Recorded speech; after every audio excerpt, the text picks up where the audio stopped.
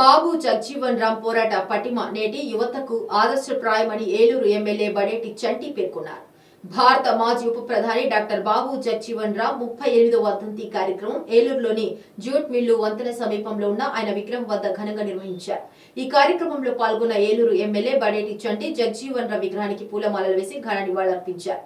ఈ సందర్భంగా ఆయన మాట్లాడుతూ అతి చిన్న వయసులోనే మంత్రిగా బాధ్యతలు చేపట్టిన ఘనత బాబు జగ్జీవన్ రామ్ కే దక్కుతుందన్నారు. దళితుల హక్కుల కోసం ఎనలేని కృషి చేశారని, ఆయన పోరాట పటిమ నేటి యువతకు ఆదర్శప్రాయమన్నారు. క్విట్ ఇండియా ఉద్యమంలో కూడా ఆయన చూపిన పోరాట స్ఫూర్తి ప్రజా హృదయాలు నిలిచిపోయిందన్నారు. ఆయన ఆశయాలను ప్రతి ఒక్కరూ ముందుకు తీసుకెళ్లాలని సూచించారు. ఈ కార్యక్రమంలో Eluru parliament TDP Christian cell అధ్యక్షులు జుంజు మోజెస్, నాయకులు కందుల రమేష్, మున్నుల జాన్, గురునాథ్, మేతర అజయ్ బాబు, డొమినిక్, ఈతకోట శ్రీనివాసరావు తదితరులు పాల్గొన్నారు. అందరికీ నమస్కారం.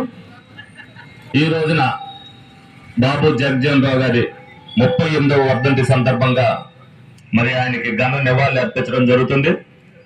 దళితుల ఆశా జ్యోతి మరి క్విట్ ఇండియా ఉద్యమంలో పాల్గొనడం, కుల వివక్షకు వ్యతిరేకంగా పోరాటం చేసి జవహర్లాల్ నెహ్రూ గారి మంత్రివర్గంలోనే అతి పిన్న వయసుడిగా మంత్రివర్గ బాధ్యతను కూడా స్వీకరించిన వ్యక్తి. ఆ రోజున మరి జగజ్జీవన్ రామ్ గారు పోరాట స్ఫూర్తి గాని, అలాగే క్విట్ ఇండియా ఉద్యమంలో చేసిన పాత్ర గాని, అలాగే జన హృదయాలలో చెరగని ముద్ర వేసుకోవడం జరిగింది. మరి దళితులందరికీ కూడా ఒక ఆదర్శప్రాయుడిగా నిలవడం జరిగింది. మరి ఈ రోజు కూడా అందరం కూడా ఆయన వర్ధంతి అవ్వచ్చు, జయంతి అవ్వచ్చు, మరి ప్రజల గుండెల్లో ఉన్న నాయకుడిని ఎప్పుడు కూడా అదే విధంగా గుర్తు పెట్టుకోవడం జరుగుద్ది. మరి ఆయన ఆశయాల కోసం దళితులందరూ కూడా ముందుకు తీసుకెళ్లాల్సిన బాధ్యతను వాళ్ళు తీసుకోవాలి.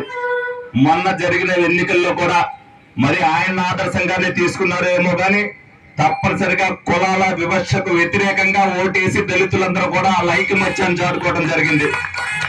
మరి దాన్ని ఎప్పుడైనా పోరాట స్ఫూర్తితో ఏ ప్రభుత్వం అవ్వచ్చు